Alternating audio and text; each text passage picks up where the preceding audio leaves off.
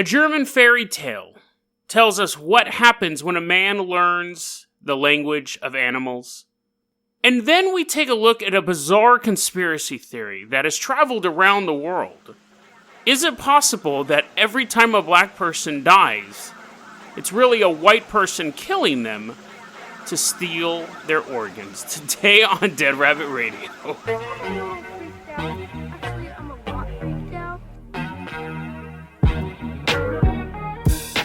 Hey everybody, welcome back to another episode of Dead Rabbit Radio. I'm your host, Jason Carpenter. I'm having a great day. I hope you guys are having a great day too.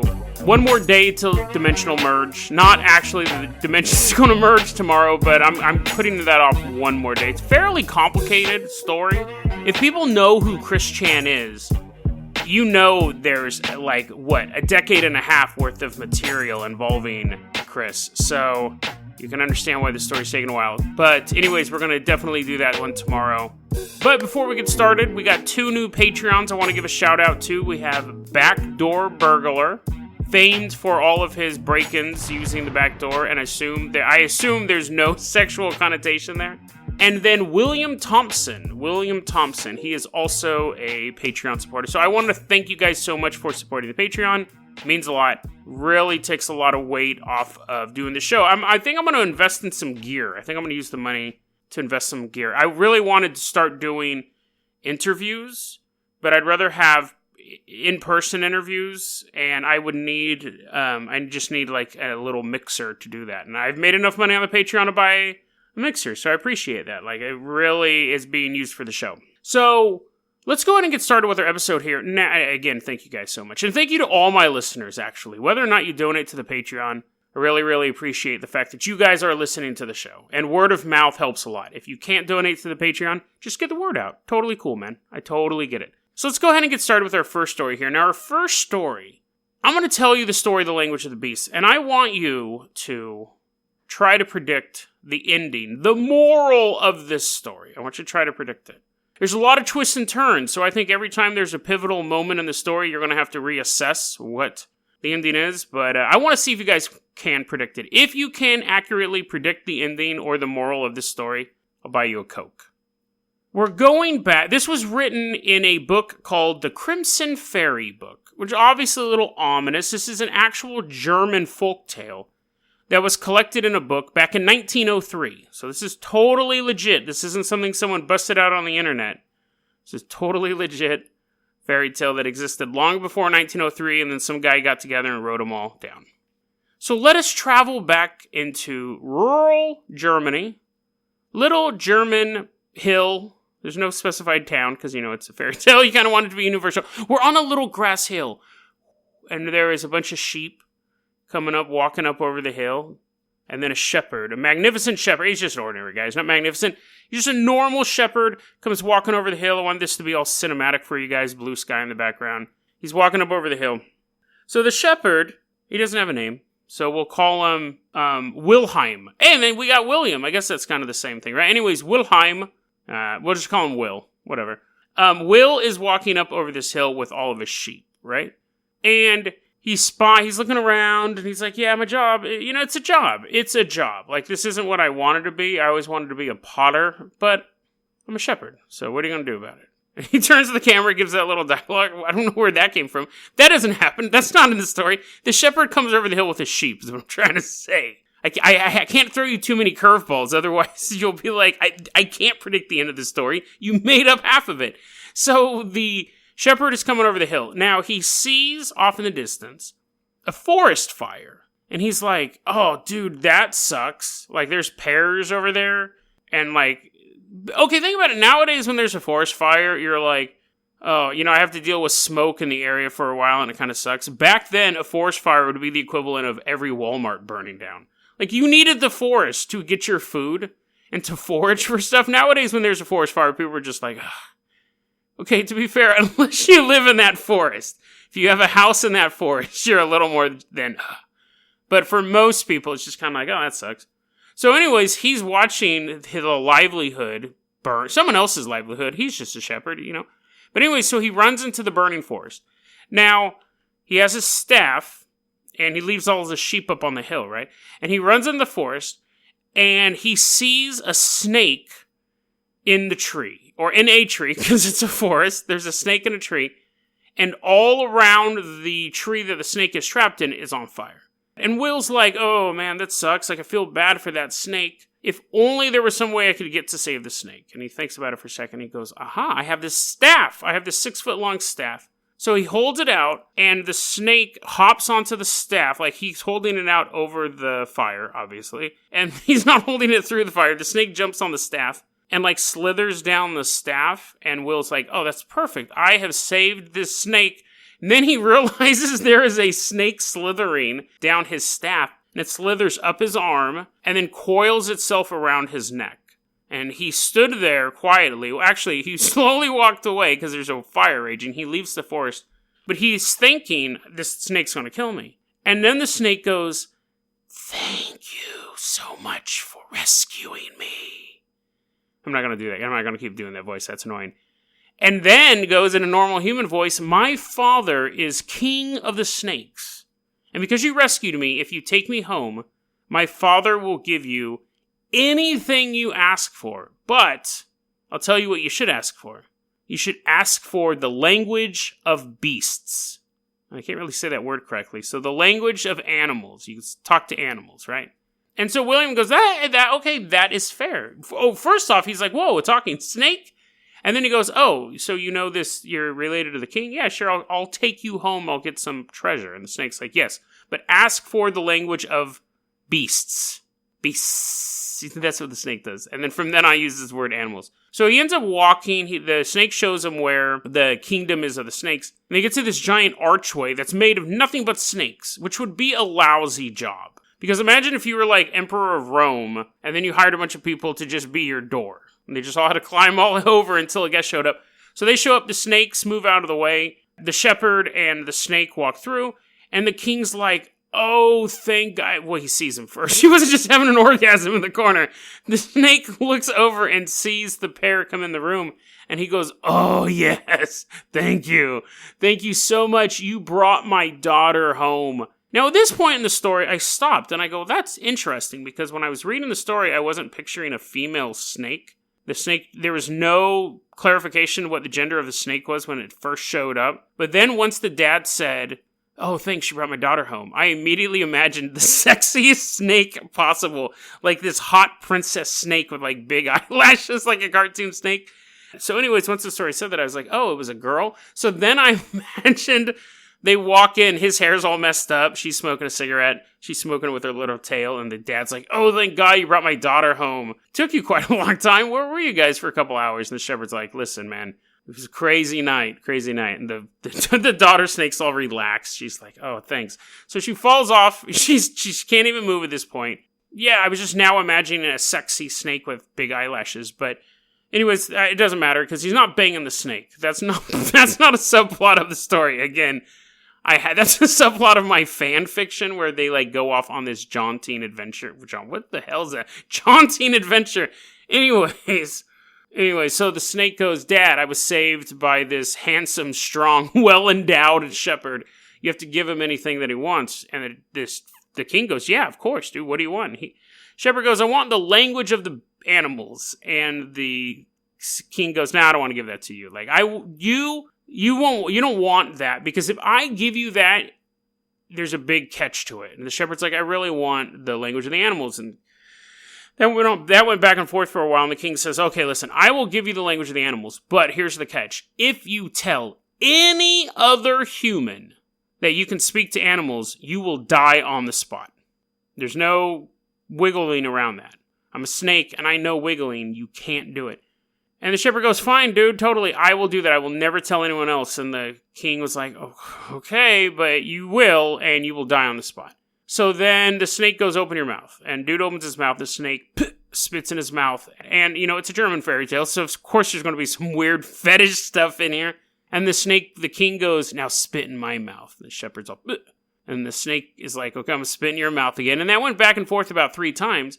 And then the king goes, you can now understand the language of animals. Now, a little bit of a weird thing, he hasn't seemed to have a hard time talking to snakes, so I don't know, why these dudes are able to talk to him, but I guess the story has to start somewhere. That's just the beginning. So the dude, I'm going to try to catch this up because that took much, much longer than I thought it would.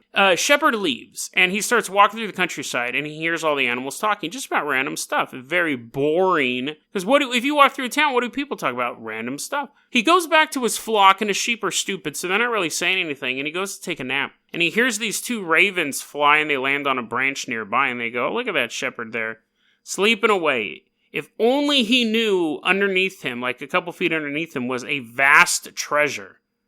The shepherd heard that, jumped up, dug up the treasure, and became the richest man in the land. There's more money than anyone else had. The story then fast forwards 10, 15 years. He's married. He has a bunch of land, well respected in the area. And there's a giant party going on. This was a weird subplot. There's a giant party going on. He goes to the party with his wife.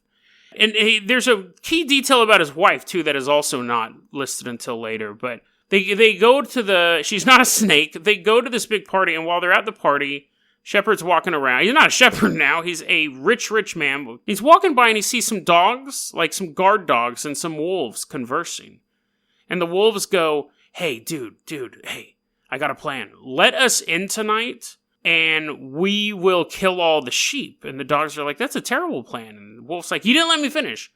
We'll kill the sheep, and then you get to eat half of them, and we eat half of them. And the dogs are like, it has been a long time since we've actually had a real bloody meal. So they're conspiring, and then he sees this old hound dog walk up and go, as long as I have 2 teeth, I will defend my master's property. And the shepherd's like, very, very good. So then he goes to the owner of the property. He goes, hey, listen, man, I got a jet. I got to bounce out. But kill all your dogs, except for the old one. The dude's like, what are you talking about? He's like, trust me. And then he leaves. That really has nothing to do with the story. It's almost like this weird conspiratorial wolf drool can't melt wooden fences. Like, why is this just like an inside job? And I'm wondering if that was like a common fear in Germany back in the time. Where that your sheep would get attacked and you'd be like, oh, that's weird. I have some of the best guard dogs in the business. And I wonder if people thought their guard dogs were like sleeper agents with the wolves. Because that has nothing to do with the rest of the story. That's a bizarre detail. So the shepherd, is riding home from this party, right? He's riding home with his wife. And his horse is probably a good, 10, 15 feet in front of his wife's horse. They're just riding down this trail. And so Shepherd's riding this horse and he looks back and he sees his wife's horse. And again, it's a bit back. And Shepherd's horse looks back and goes, what's taking you so long, dude? Why are you 10 feet behind us? Why aren't you caught up with us? And the wife's horse goes, are you kidding me? Look at the guy that you're carrying. He's very thin and healthy. I'm carrying someone who weighs as much as 3 ordinary humans. And at that, the shepherd looks back, he looks at his wife, he hears what the horse says, and starts laughing super loud. He thinks it's the funniest thing he ever heard. Now again, they never revealed that the wife was overweight. Like, that's another bizarre detail they left out until the quote-unquote punchline. He's laughing, and then he stops himself, and he's just riding his horse, and the wife makes her poor horse, catch up to him, and she goes, why were you laughing? And he goes, there's nothing. There's nothing. There's just nothing. And she goes, no, why were you laughing? Like, I saw you look back at me and you started laughing really hard. And he's like, it was nothing. Like, I was remembering about that time I had all those dogs murdered. And she's like, well, okay, that was kind of funny, but no, why were you laughing? I saw you look back and you were laughing. And he's like, listen, I was just thinking of a joke that I heard. Like, I wasn't laughing at you. I was just laughing. And this goes on for miles, where she keeps saying, why were you laughing? And he's like, dude, just drop it. She's like, why were you laughing? Come on, just drop it. And so eventually they're getting closer to the house, and he goes, listen, if I tell you why I was laughing, I will drop dead. So can we just end this? Like, I can't tell you why I was laughing, because I will die on the spot. And that makes her want to know why he was laughing even more. And he's like, I can't tell you, I will die. Yes, I was laughing at something, but I will die if I tell you. And she is now, there you got 2 miles left to get home. Tell me why you were laughing. Tell me why you were laughing. Tell me why you were laughing. So he gets home. He gets off his horse, pets it. And then he tells one of his servants, go get me a coffin. Go get me a coffin. Servant runs. Apparently they have these things sitting around at his farm. They go, they fetch him a coffin, they set it out on the front porch. And to end this story, I can't paraphrase it, but let me just read it to you. That was written down in 1903 in a book of German fairy tales known as the Crimson Fairy Book. See, I will lay myself down in this coffin, and will then tell you why I laughed. For as soon as I have told you, I shall surely die. So he lay down in the coffin, and while he took a last look around him, his old dog came out from the farm and sat down by him and whined. When the master saw this, he called to his wife, "Bring a piece of bread to give to the dog." The wife brought some bread and threw it to the dog, but he would not look at it. Then the farm rooster came and pecked at the bread.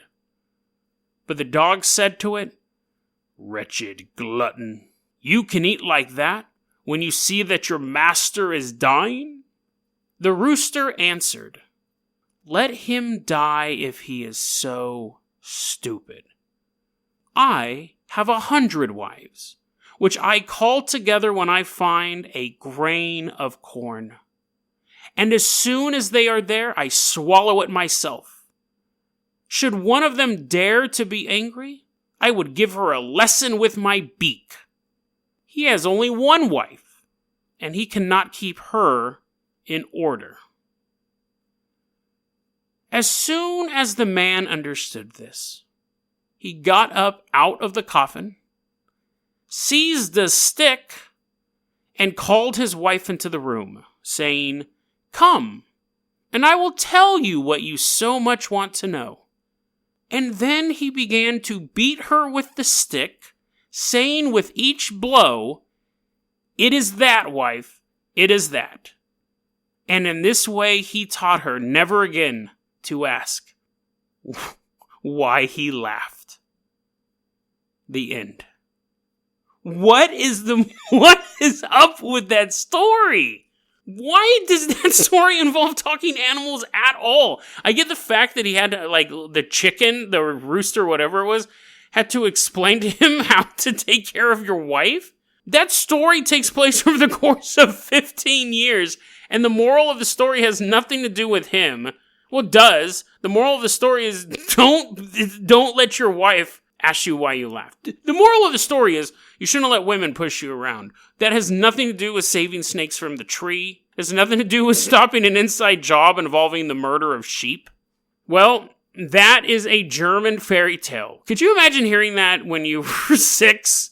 And you're like, "Oh, can you tell me the story about the talking snakes, Papa?" And he's like, "Yes, I will.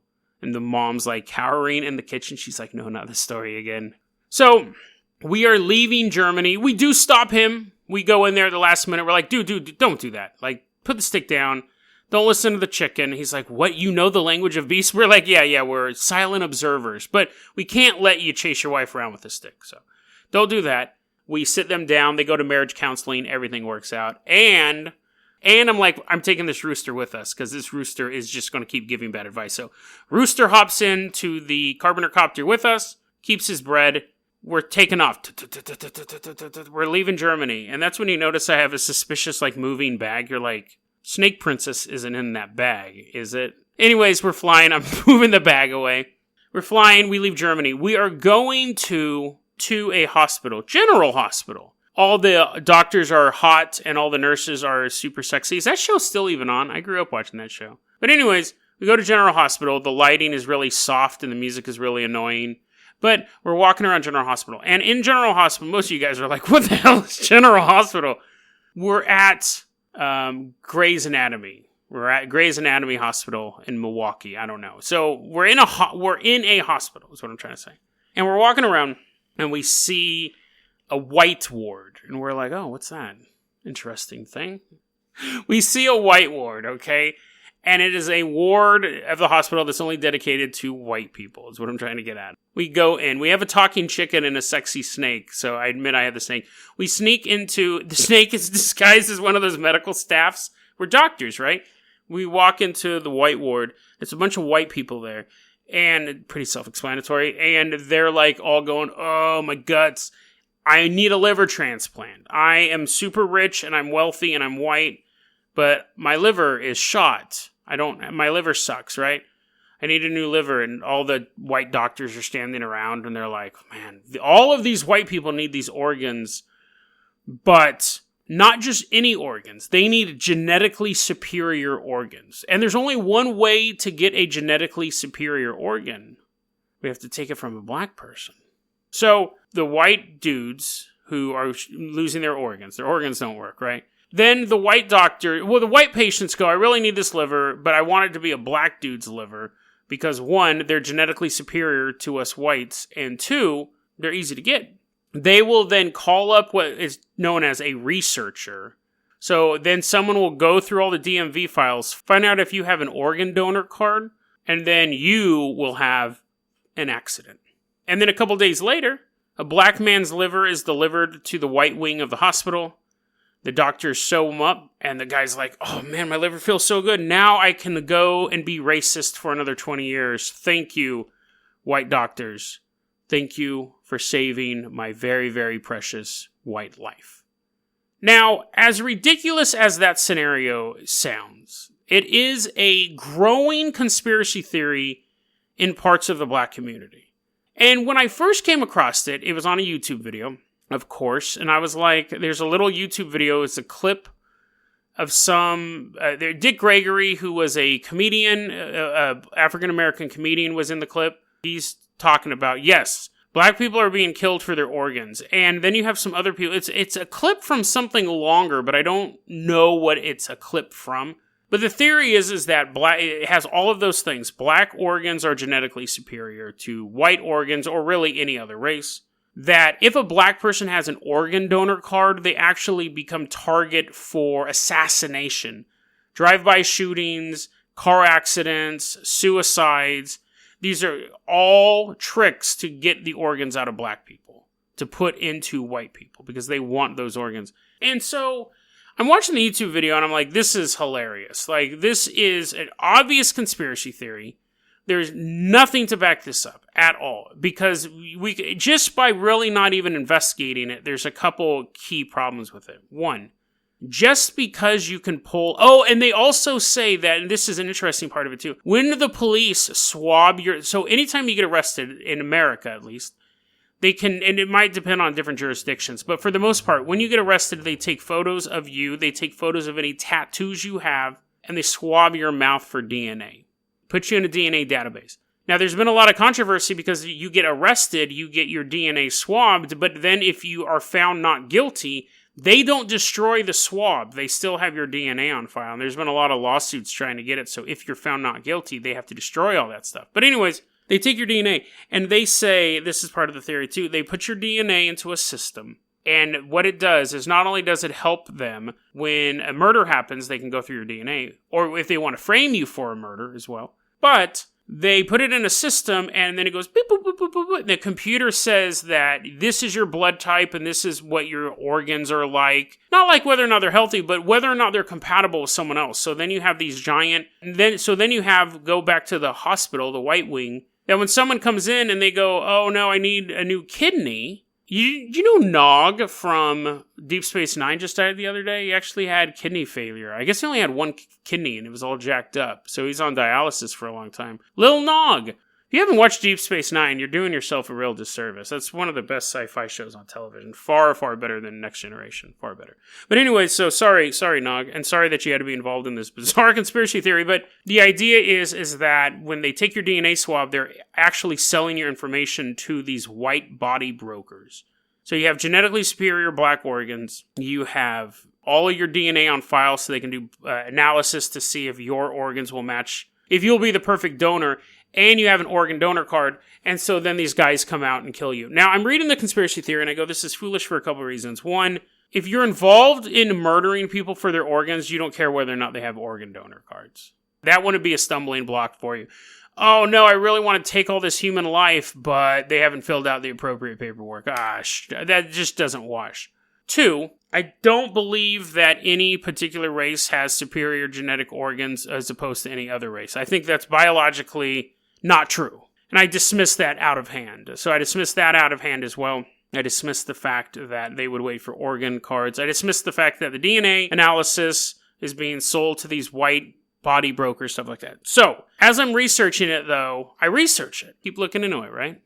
I stand by all my original statements, absolutely. But there is one thing as I was researching it and as I was dismissing it in my head. There was one very, very sad fact that wasn't mentioned in the YouTube video, but is pretty much well known. And that is, unfortunately, that poor life is cheap. And there's a lot of poor people in Africa. So we're going to leave America. We're going to leave the conspiracy theories there behind. We're going to go to Africa. Now, there's been a lot of people, a lot of migrants leaving Africa to try to make their way to Israel to get some hope of a better life. But a lot of them don't make it. And some of them don't make it because they stop and they find somewhere else along the way. Some of them don't make it because they run out of supplies and die in the desert. But there's been issues where you had a journalist who was working in the regions surrounding Israel, in Israel, and locals were saying, you want a story? Come look at this. And they'd lead the journalist to this thing, and it was a pit of bodies. Pit of bodies of migrants from Africa. And the journalist is like, what happened here? And they're like, well, there's a tribe in the area that Jason is going to mispronounce. It's called the Bedouin. And what happens is they are attacking groups of African immigrants and cutting out their liver and their kidneys while they're still alive and then just rolling them into these pits. And the journalist saw like 5 of these pits in 5 different locations. And he actually interviewed this guy named Dr. Fakhri Salah. He was the former head of Cairo's forensic department. And that he had been looking at these bodies because these reports had been coming in. He'd been looking at these bodies. And he says, yes, you can tell from these cuts that they were made before they were dead, and the cuts are in the area of the kidneys and the liver. So it's very, very likely that these guys were being waylaid, that they're migrants, that no one would notice they were missing, and they were being harvested for their organs. And there was this quote, organ trade is the second most profitable trade behind only weapons trade. It brings in more money than drug dealing and prostitution. So you go, okay, Jason, so of course, there is going to be issues of people having their organs taken out. Because you always hear the story about the guy who goes to Mexico and then he wakes up in the bathtub full of ice and his liver's missing and stuff like that. It's an urban legend. Because really, why would you let him wake up? You just take all his organs out and throw them in the water. Or bury them or something, right? But you go, of course there's organ trafficking. It's a horrible world sometimes out there. But does that mean that white people, you said this was some sort of tribe. This was a nomadic tribe of Arabs. And you're saying that this has something to do with the white See, again, I'm reading it and I go, yeah, that is interesting. But it doesn't tie into that original conspiracy theory. Chad, 2007. There's a French charity known as Zoe's Ark. And what they want to do is they want to take kids out of the war-torn areas surrounding Darfur, because all of that warfare was going on over there. It still is. It's a horrible situation. But all these orphans, all these war orphans were pouring over the border into Chad. And Zoe's Ark, this French organization, says, we are going to take them to France for a better life, give them a shot at actually becoming part of a normal, peaceful world. They're getting their plane ready. The French people are like, oh yeah, dude, this is awesome. I don't know why I have an Australian accent all of a sudden, but we got 103 kids we rescued from these war-torn nations, 103 orphans that we will help out. And that's when the military shows up, and they didn't let the plane leave. The Chad military shows up and says, we've gotten a couple reports about you guys. And Zoe's Ark is like, these are orphans from Darfur. Like, are you really going to keep us from taking these kids and giving them a better life? And they go, yeah, we are, because we've gotten reports that these aren't from Darfur. They're from Chad. They're not orphans. And some of them you tricked by saying, come with me and we'll give you candy. So it turns out that these aid workers actually did tell some parents, hey, listen, we're going to take your kids across the country in Chad to go to school. And the parents were like, great, take my child to go learn. None of them they told, hey, we're going to take them out of the country. Other ones were kids walking on the street, and these aid workers were like, hey, come here, kid. I'll give you some candy. Here, let me give you a hug. Let me feel those nice, juicy kidneys of yours. So They took these kids, they applied fake blood and bandages on them to make them look like they had just escaped a war zone. These were kids who were previously like playing kick the can down the street. Unless it was a particularly rusty can, they were not suffering from these injuries. They get arrested. The aid workers get arrested. They get tried. They get found guilty. And they're sentenced to 8 years in prison. Now, at this point, Chad and France actually have semi-good relations with each other.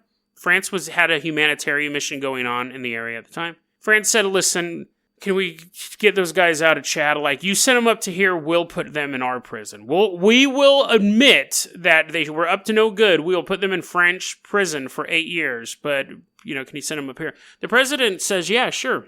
President Idris Deby says, probably Deby, I don't think his last name's Deby, but he said, yes, I'll send him up there. And then after about 6 months, the president calls up the president of France and says, you know what? We can let him out of that prison. However, we want a civil payment for our kids' suffering. So the defendants, not the government of France, the defendants and the charity itself had to pay each victim $87,000. And so it would make sense you would want them out so they could actually earn money. When this all happened, President Deby said, this was his quote, clearly their goal was to kidnap and steal these kids from their parents and sell them to pedophile organizations in Europe or kill them and sell their organs. So it's kind of an interesting comeback to where we were at in the original story, is that yes, it does seem like they were trying to kidnap 103 kids. And yes, you do have black men and women dying in America. You have people of all races dying in America, but you have this thing that you know as a fact. These kids were being taken out of the country through trickery. But do we really know they were trying to take their organs? Is the conspiracy theory true? I don't believe in the genetic superiority thing. I don't believe in the police state and the DNA swabs and the match and all that stuff. I don't believe in any of that stuff. But I think at that point we're kind of quibbling about it. Because the conspiracy theory is one thing, but then the facts are another. And the fact is there was one organization caught trying to pull this scheme off. And they got caught. And there's how many charity organizations out there around the world? How many are just in Africa alone?